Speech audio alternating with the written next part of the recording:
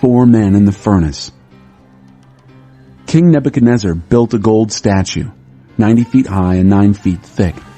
He set it up on the Dura plain in the province of Babylon. He then ordered all the important leaders in the province, everybody who was anybody, to the dedication ceremony of the statue. They all came for the dedication, all the important people, and took their places before the statue that Nebuchadnezzar had erected. A herald then proclaimed in a loud voice, "Attention everyone, every race, color, and creed, listen.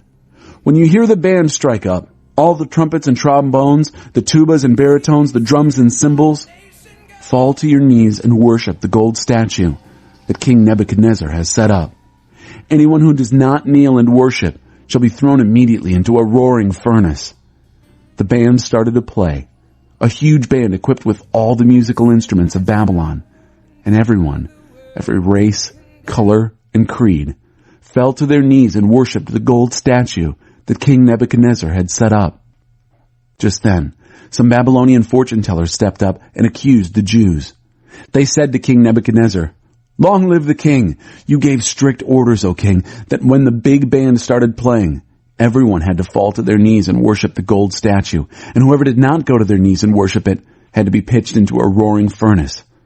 Well, there are some Jews here, Shadrach, Meshach, and Abednego, whom you have placed in high positions in the province of Babylon. These men are ignoring you, O king. They don't respect your gods, and they won't worship the gold statue you set up. Furious, King Nebuchadnezzar ordered Shadrach, Meshach, and Abednego to be brought in. When the men were brought in, Nebuchadnezzar asked, "Is it true, Shadrach, Meshach, and Abednego, that you don't respect my gods and refuse to worship the gold statue that I have set up? I'm giving you a second chance, but from now on, when the big band strikes up, you must go to your knees and worship the statue I have made. If you don't worship it, you will be pitched into a roaring furnace, no questions asked. Who is the God who can rescue you from my power?" Shadrach, Meshach, and Abednego answered King Nebuchadnezzar, "Your threat means nothing to us. If you throw us in the fire, the God we serve can rescue us from your roaring furnace and anything else you might cook up, O king. But even if he doesn't, it wouldn't make a bit of difference, O king.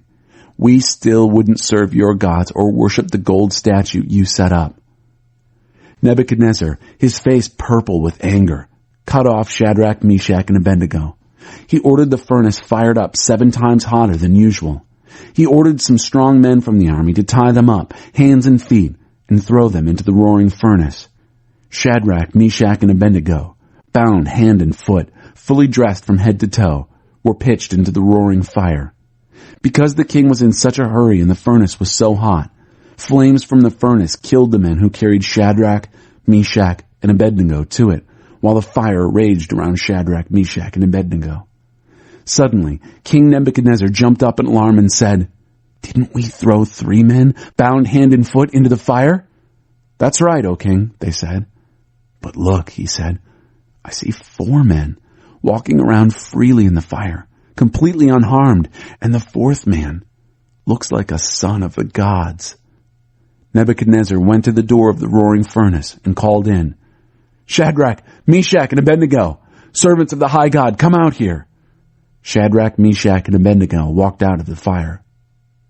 All the important people, the government leaders and king's counselors, gathered around to examine them and discovered that the fire hadn't so much as touched the 3 men.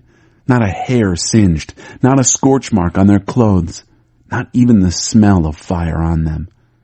Nebuchadnezzar said, "Blessed be the God of Shadrach, Meshach, and Abednego. He sent his angel and rescued his servants who trusted in him. They ignored the king's orders and laid their bodies on the line rather than serve or worship any god but their own. Therefore I issue this decree.